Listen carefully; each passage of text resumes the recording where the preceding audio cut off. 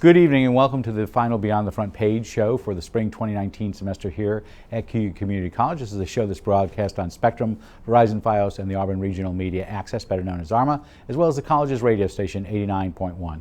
I'm your host, Guy Cosentino. We are delighted to end our spring semester here at the college with Cayuga Community College President Brian Durant, who's about to finish his fourth year here as president of the college. This has been a busy year for he and his staff as the college has embarked on a number of initiatives he has been working on behind the scenes for several years, but became public this academic year. We've asked him on to give us an update on a number of things, including the partnership with the City of Auburn to put in new turf at Falcon Park, a proposal for a new culinary program in downtown Auburn, and a new workforce development site on Grand Ave, as well as daycare. We've also asked him on to talk about related matters, including enrollment at the college, not only here at Cayuga, but across the state in the governor's Excelsior program on community colleges. As a matter of disclosure, Dr. Durant serves on the board that I work for, and while I am not a college employee, and that board has no connection to this show, we should just disclose that. Welcome back. Good to be here. Great to see you. I saw you about half an hour ago down at Falcon Park. Why? Well, today is a really exciting day for the college, and I think for the City of Auburn. The Falcon Park Turf Project has gotten to a point that we were able to open today and allow our men's baseball team to be the first contest to be on the new synthetic turf field. So I was able to, before coming out here, I was able to catch the first pitch and to really see our team take the field for the first time and for what will be many, many decades to come to celebrate. This is the first time in the history of the school that the Cayuga Athletic Program has been able to call a field in Auburn its home facility, and it's a really exciting day. And we're able to deliver on the promise, which is we want to be able to give our students the facilities that they deserve to thrive and excel here. So at the top of the first, or top of the second, I left a few minutes after you did. It was 0-0. Mohawk Valley was going up to bat. So with that being said, this is the first year for baseball at the college? Yes, this is the first year for baseball. We announced about a year and a half ago that we're going to add baseball to our intercollegiate athletic offerings. And Coach Gamba came in, did a wonderful job recruiting, and brought in a wonderful group of young men that are playing their hearts out and representing the college very well during this season. And we also this year we were able to announce that next year we're going to be adding men's and women's lacrosse back to the college. I know that they were part of the history of the institution, and having this field is going to allow us to be able to serve all of our field sports, not just baseball, which has been what has been traditionally offered at Falcon Park. And so this is something that we know is part of our strategy as an institution to be able to create offerings for students and prospective students that will help them outside of the classroom to enjoy and be engaged within the full college life. So it takes you about a year to roll something out. By the time you announce it, then it takes you a year to recruit students, even though it's a spring sport. Yeah, absolutely. So we made the announcement early fall 18 with the goal that we would have all year long to recruit and get the word out that we have these new opportunities for students, and with a goal to enroll those interested athletes next fall and fall 19, and they'll join us and be ready to compete next spring. So by the way, how are they doing this season? The baseball team has done great. They've been able to go out and they've competed. They've won a bunch of games, and we could not be more proud of how resilient they've been with trying to deal with all the weather that's existed to get their practicing in. Other than today, all their home games have not been on. Yeah, they've been playing all their home games down in actually a facility in Cortland, and been traveling down there and practicing in a variety of places throughout the community. But today was their first home game that they were able to just be right here in the City of Auburn. Can you tell us quickly how did this all end up that you ended up at Falcon Park? There was a lot of discussions for a lot of other sites, including here on campus. How did you end up at Falcon Park? So for decades, as I understand it, the search to be able to look for athletic fields and build athletic fields for the college has been a common theme and something that's been consistent. When I arrived here nearly 4 years ago, I knew it was a priority of the institution, and I knew that we needed to have the right facilities to be able to serve our students and ultimately to give our programs what they deserve. And throughout the first probably 2 years or so of the time I was here, we worked with Auburn Large City School District and tried to maximize and utilize Holland Stadium once it was renovated and brought turf there, and they were great to work with and had some usefulness for us. But We also looked at the topography and surveyed all of the college property, met with officials at the county, met with officials in the city, and in the end, we came up really with two defined possibilities. The one was to build on the college campus and using most college property with perhaps some of that would be adjacent to Holland Stadium. And the price tag for that came in at approximately $15 million. And knowing all the priorities of the institution, knowing that we really want to modernize our Auburn campus and continue to support our academic offerings and growth on our Fulton campus, we looked at alternatives that led us to the possibility of Falcon Park. So how much does Falcon Park cost you versus the 15? The Falcon Park project is going to cost us approximately $2 million. Okay. And Spread so, over a time Spread period. over a period of time in a long-term lease arrangement.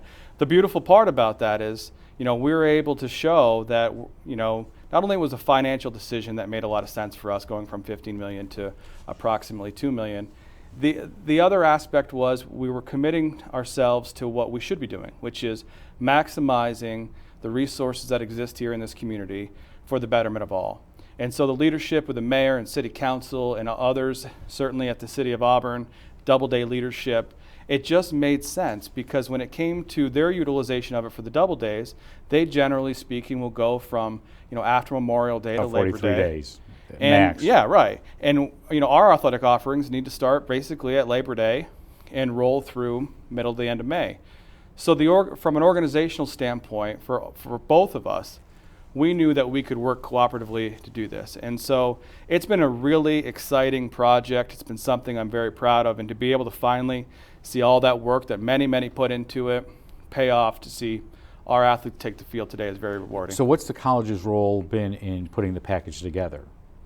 So the college, really, it's been a team effort, having reps from the college, the double days, the city of Auburn, all trying to work together with architects and leaders to come up with the design and the ultimate plan that made sense for everyone. And so it really has been a collaborative effort where everyone has really had sort of an equal voice, really being able to speak their interests and to make sure that it's been captured. So no out-of-pocket expenses for the city? No. So the city went ahead and bonded the project. Right. And you'll be paying rent. And then the college has entered a lease arrangement that's a long-term lease arrangement that in essence will cover the utilization of the facility at a rate that's appropriate by market and by our utilization. So win-win for both. Win-win for both, absolutely. And so you mentioned lacrosse coming on. What else will you play down there? So all of our field sports are actually going to be able to be competing on that particular space. So soccer? Men's and women's soccer, men's and women's lacrosse, men's baseball, as well as women's softball is included in the design. Does that help enrollment for you? Absolutely. Adding athletic programs helps enrollment, I think, in two main ways. One, it allows us to put an offering out there that may be the difference between a prospective student choosing us to come and enroll, because they'll be able to compete in athletics versus another school, as well as the overall reputation and notoriety of the institution. But the other thing that it does, and this is not something we should take lightly, we know from research that tells us that students who are more engaged outside of the classroom are more likely to be able to persist and likely to reach his or her intended goal. So by having opportunities that may be able to connect students outside of the classroom, like athletics, is a big part of what our enrollment strategy is, just like we have with any other clubs and organizations. So let's switch to academics. You're talking about a new culinary arts program downtown. First of all, what is culinary arts? Well, culinary arts, certainly in simple terms, right, is and any chefs out there that may be watching, don't want to slight them, is obviously being able to teach students how to cook and prepare food. Right? From a safety perspective to temperatures to Absolutely. To stylistic. Absolutely. Okay. So what do you envision? So this is another exciting project that actually also includes some partnership with the city in the end. But so we have a faculty member here, Steve Keeler, who had been working on the creation Runs of this. the telecom department. You'll Yes, hear about yes. him twice today at the end of these shows. Go ahead. He has been leading a development of a culinary program, I believe, for a number of years. And when I arrived here, I was able to learn about it, see how excited he was, learn also from various community entities in the hospitality industry about some of their needs, and hope that this may be a program at some point the college wanted to develop. And so, over some time, the program has been developed, It was well over a year ago that our trustees approved the program, and then we wanted to look at what facilities may be able to be there to offer this. We have some partnership in place with BOCES, and they're wonderful instructional facilities, but we also knew to capture a bigger vision, we wanted to be able to identify the possibility of whether or not we could have our own facility dedicated primarily for our needs. We scoured, again, properties, met with various partners, and one came up for us in the end that we are very excited about, and that's partnering with Plaza for the Arts and being able to establish a culinary This center. is Dan Soul's building across from the county office building. Yes, yes. For those who may not know. Yes. Okay. So that facility on Genesee Street in Auburn is one that we have a vision now that's going to be allowable to allow us to build out a culinary center, and we hope that it'll be open in sometime in 2020. So does that site have infrastructure that you don't have to purchase compared to if you were to put it here on the Auburn campus or the Fulton campus? Oh, absolutely. So that particular facility, it had existing restaurants in it in the past, and it has lots of infrastructure that's already put in place between the floors and the walls and so on. That's really going to give us, sort of a leg up in not only the speed in which we can open it, but ultimately in the cost that's there. But another opportunity presented itself over the last year, and that's when the city of Auburn was selected as as part of the DRI process, the Downtown Revitalization Initiative, okay, for $10 million. The college project was for a culinary facility was included in the original proposal or application. So how much are you asking for? We're asking for $800,000. Okay. And what will that go towards? The $800,000 will go towards the renovation and equipping of the space to be able to finish the build-outs, to be able to open it up to serve our academic program. And a lot of people right now are waiting to see when the DRI will be announced. So it was submitted last month, and the thought is that the governor's office will turn it around in 90 days. Am I correct about roughly? Yes. I mean, I think the target as I know it, I hope is early summer. If you don't get it, because I know there were more than $10 million worth of Right. projects, what's your backup plan? So our plan B would be to work with our partners, whether it be to secure private funding or to work with our partners on to be able to, get the build out and include it as part of a long-term strategy. We've certainly have, option A, B, and C available to us when it comes to this, but we really appreciate the opportunity to participate in DRI, and that investment, if it's given to us from the state after the support of the local planning committee, would be really critical for us to be able to get it up and opening as So quick that as would possible. be no cost to the college, but if you got that $800,000. Absolutely. When would you hope, if you got the DRI money, and I know it's a process in itself, when do you think you would be open? So our intended goal is to be able to have the facility open at sometime spring 2020, with the goal of bringing in its first students in the academic program in fall 2020. And how many students do you look at? Our target is between 20 and 25 in year one. Okay. So you have a lot, we're going to talk about two other projects. You've got workforce development, where you're looking at the purchase of Cornell Cooperative, the transfer, I should say transfer, Right. of Cornell Cooperative Extension just behind here on Grand Ave. What are you doing there? So the vision is a workforce development center that's really going to, I think, bring multiple agencies together to be able to serve the community in a very efficient manner. And so we have worked an agreement that to possibly acquire Cornell Cooperative Extension building, and with a vision to be able to renovate and build it out.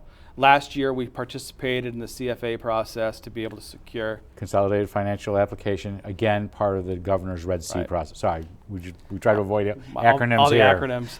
So we were able to secure $1 million through that process. We have secured over $1.6 million from the state as part of a matching plan already, and we have a number of other possibilities for some funding as well. The big vision, though, is a $5 million project that we're going to look to renovate and bring that building essentially brand new. And what goes there? So what's going to go there is the college's Workforce Development Center, the college's Continuing Emily Education Department, Cameron, Carla DeShaw that do all that project here, okay. as well as we have an agreement to relocate Cayuga Works. and the Department of Labor. That would go over there, okay. That would go over there. And obviously Cornell Cooperative Extension they'll stay there would as well. continue to stay there. And in doing all of that, does that free up space here on the Auburn campus that you'll do other things with? Is it like almost a cascading effect? It really is a cascading effect. So, one of the top priorities of the college, moving forward is to modernize its facilities in Auburn and to be able to position ourselves, I think, in a stronger way when it comes to the competitive nature of higher education. And again, giving our faculty and our students the facilities and tools that they deserve to be able to, really maximize their gifts. And so by freeing up this particular space, we're going through a study and have been for some time, and we'll be finishing up shortly, where, how could we repurpose the space to really be the modern campus of the future to meet our program needs of today and of tomorrow. And so by leveraging this particular asset, we think will help strengthen the program identity around workforce development and continuing education for the college.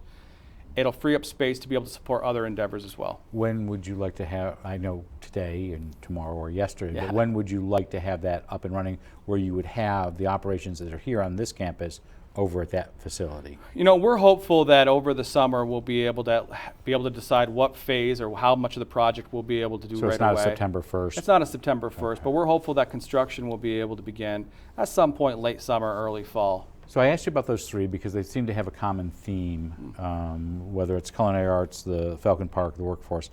It almost seems that what you are driving at is community partnerships, where things don't necessarily have to be paid all by a local share, whether it's you, Right. your partner, your host community is the county, or any municipality.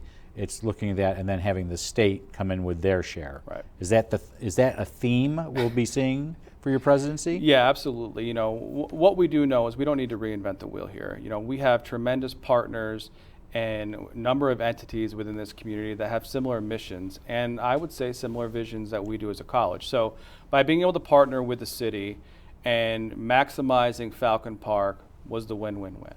By being able to partner with Cornell Cooperative Extension, partner with Department of Labor, and being able to create a center that would centralize a number of services for the community, offerings and training for the community, and having that identity on Grant Avenue, where if an individual comes in, with various concerns or questions or intrigue, you'll have multiple agencies that they could be able to serve and meet with all in one space. And then, certainly with the culinary arts, the connectivity by leveraging an asset that makes sense, in a beautiful facility, and being able to connect with the hospitality and tourism in this area, which is such a big driver for us. And you have a hospitality and tourism certificate program We have here. certificate programs, and this will help round out some of our offerings. Are you doing something similar at all in Fulton? We are. So in Fulton, we've already had some successes, and one of them, we launched an occupational therapy assistant program about a year and a half ago that came from working with healthcare leaders in that community, saying this is a need, and this is something that we think we would all benefit from.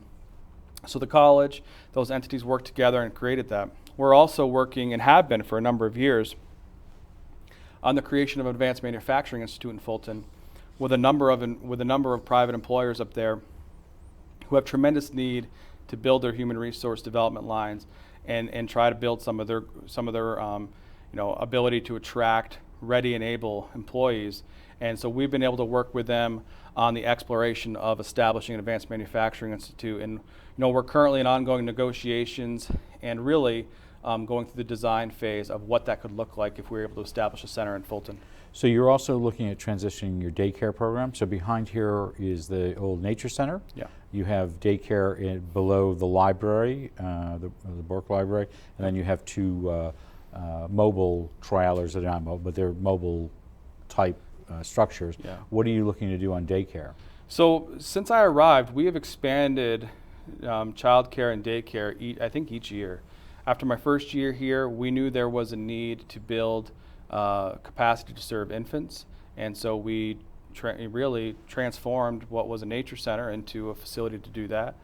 The next year, we had opportunities to partner with Auburn Large City School District on the pre-K3 program, and so we were able to secure modular units to be able to bring in and be responsive to do that.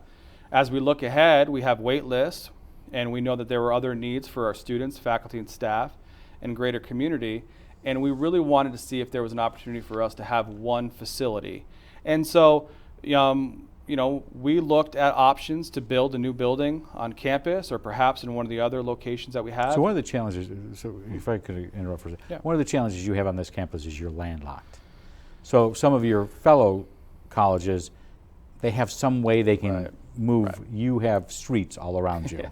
Yeah. Is that in itself is a challenge? It is a challenge. We're landlocked, and the campus is relatively compact.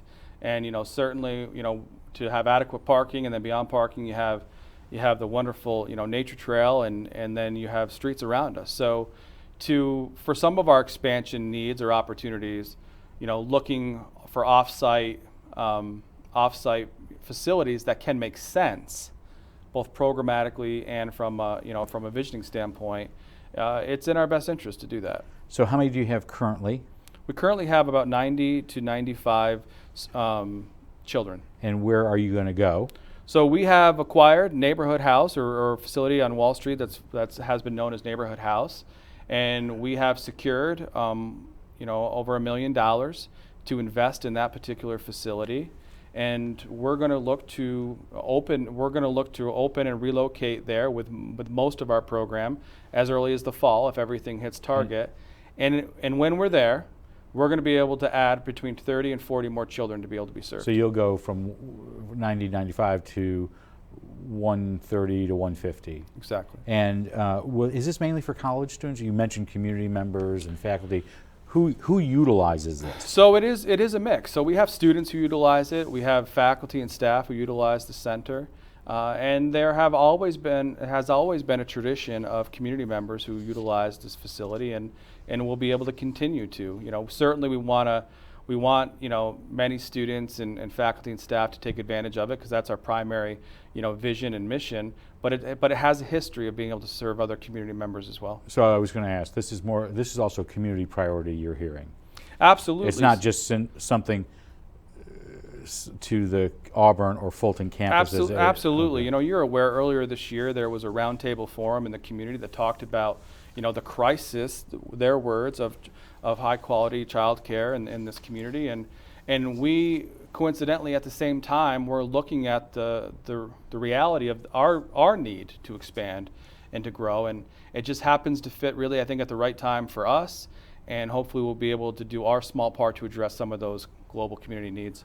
I want to get into money issues in a second, but just to segue, because we've asked all of the education and government leaders who've been on, for this college, what is the policy for vaccinations? Obviously, every time I turn on Lester Holt at 6:30 on NBC, there seems to be a new number. We're over 700 cases nationwide, a pocket of them in New York, downstate. Does the college have a policy when it comes, or does SUNY have a policy when it comes to vaccinations? Yeah, students are required to show us their vaccination records, really before they start the semester or very shortly after. And so we're in compliance when it comes to MMR, measles, mumps, and rubella, to make sure that people are all in compliance with that. And it's certainly is something we're always concerned about. We have a few of our students participate in a residential environment, which can have some impact on how other colleges look and deal with that. But for us, we have. When you say residential, you mean Lattimore Hall? Lattimore Hall, okay. right, or other off-campus So are you taking any offerings. extra steps or just observing to make sure everybody's compliant? Yeah, we continue to make sure everyone's compliant, follow all the regulations in our piece, and we'll always pay attention to what's happening out there statewide or globally to see if there's other internal measures we should take. No, I know. I think one of the stories over the weekend was the new Avengers. A group were exposed there. There's a college in Southern California that's been, right. and I don't want to say lockdown, but it seems like that's what it is. It has always been said that funding for community colleges is it was originally explained to me as a stool with three legs. State of New York, your host community, which in this case would be Cayuga, because you don't get any funding from Oswego County directly like you do for Cayuga, and then tuition. So on the state side, first of all, is that how it's supposed to work? That is how it's supposed to work. Okay, so let's talk about how it really works. Right. So how did you make out in the budget that was approved just a month ago yesterday? So this was a great I think legislative result for us as community colleges. or at least one of the more, improved outcomes that I've been able to see. So in the end, the community colleges from state aid perspective, we're funded on a per FTE basis. And I always come on here and I rattle off these formulas, so I'll try to keep it a little bit more simple this time. You can't be more confusing than Jeff Perazzola when he talks about foundation aid. So FTE for us is not, a single human being. FTE for us is, in essence, every 30 credits the student registered for or sold. So it could be 10 individuals taking one class of 3 credits, or it could be one person taking 15 credits over 2 semesters for 30 credits. So the 8 students who are most likely working in this could easily be 8 FTE, they could be 8 FTE, or but absolutely. they could be 12, or they could be 6 or Exactly, 5. Okay. Exactly. So the way that it ultimately works is we just take, the way at the end of the year, all the credits that get sold turn into an FTE model. And for us, for example, we have this year we're going to have over 2,450 or so FTE. We served 4,800 students last fall, but 2,500 or 2,450 so FTE. So that comes with a rate per. This year, the legislature acted to give us a $100 increase per FTE. But the new addition, the new thing that also included in there was the reality of a floor. And the floor concept, in essence, is this. So you're going to get a $100 increase. And then what that total dollar amount will be based on enrollment, as long as it's greater than 98% of the value that you got from state aid from the previous year, then you'll get that. If for some reason your enrollment was dramatically lower than that and the aid amount would be less than 98%, it would true it up that way you would get no less than 98% of state aid of what you got the previous year. So you and I talked about this a couple of weeks ago. There's a Post-Standard story that they didn't interview you, right, but they had a chart, I think over a 10-year period, of all the 2-year community colleges. Right. You all look like, with the exception of Broome, that are down. First of all, why is that? Is that demographics? Is it because we have smaller class sizes graduating high schools? Is it because people are moving out of the state? Depends on which political perspective you take. I'm talking about demographic from your perspective. So from our perspective, we look primarily at the demographics of the places that you traditionally recruit from. So for example, we know historically we've been fortunate to capture about 30% of the graduating class from Auburn and Large City School District. Just as an example, we could go through all of them. Well, if 15 years ago those average class sizes were 500 students in a class or greater, and today they're under 300, then your 30% is you're going to result in fewer students. And so that's been a big driver for us. This is another political or argumentative piece, but certainly, as some would say, as the economy is relatively in a better place today than what it was 5 or 6 years ago. So in 2008, when there was a dive, community college enrollments went up. And there's an inverse proportionality to that. Yeah. With that dive, though, just real quickly, your Board of Trustees met last week. You do this annually, look at tuition. What did you recommend? What did they do on the tuition front? So when we go to next year, we recommended a 4% tuition increase, and the Board of Trustees have approved it for next year. When we're looking at increasing our fees for our students and increasing tuition for our students, we do not take it lightly. We spend a lot of time looking at that, but for next year, we felt that 4% was needed and adequate. So how much does that make a semester? So I think when we looked at that from a student, it's going to be a $160 increase. I think it's going to be just over $4,800 a semester. Still a great deal. Yeah, I mean, we certainly, compared to some of the other institutions in the state, other options, whether it be a 4-year school or private, certainly our tuition to come here is lower than most and many, and we think is a great deal. And we have to remember, if you come into us out of high school, and you can come here for 2 years, graduate with an associate's degree in business and liberal arts and media arts and all these other disciplines, right? Criminal justice and all these other disciplines, and you could transfer to 4-year institutions, private schools, and still graduate in 4 years from those same schools with 4-year degrees. And it's not too late to enroll for the fall of 19. Absolutely, we're recruiting every day, so if you're interested, come check us out. And you can go online and You look can go at it, online come in and see the admissions office? Yeah, absolutely. Our wonderful staff will be glad to meet with anyone and talk about your goals and be able to match you on a pathway with the right academic program. So we didn't get into what your numbers are, where we were with Excelsior. We'll have you back in the fall. Sounds great. We'd love to have that. Our guest has been for our final Beyond the Front Page for the spring 2019, Dr. Brian Durant, who has been here at the college for just about 4 years, and he's had a number of projects that we just talked about, including Falcon Park, the Culinary program, and workforce development on Grand Ave, as well as daycare. We're going to take the summer off from public affairs programming after tonight, and we will hopefully return this fall with a series of candidate forums and return to both Inside Government and Beyond the Front Page shows. Before we depart, I do want to thank the staff and students here at the college for making these forums and shows a reality, specifically Professor Steve Keeler, Mike Morano, Doug Brill, Jeff Cesniak, as well as James Reichart over at ARMA, who all make this program and all the programs here work. I'm Guy Cosentino for Cayuga Community College. I want to thank you for watching. I hope you have a good night, have a great tomorrow, and really a terrific summer.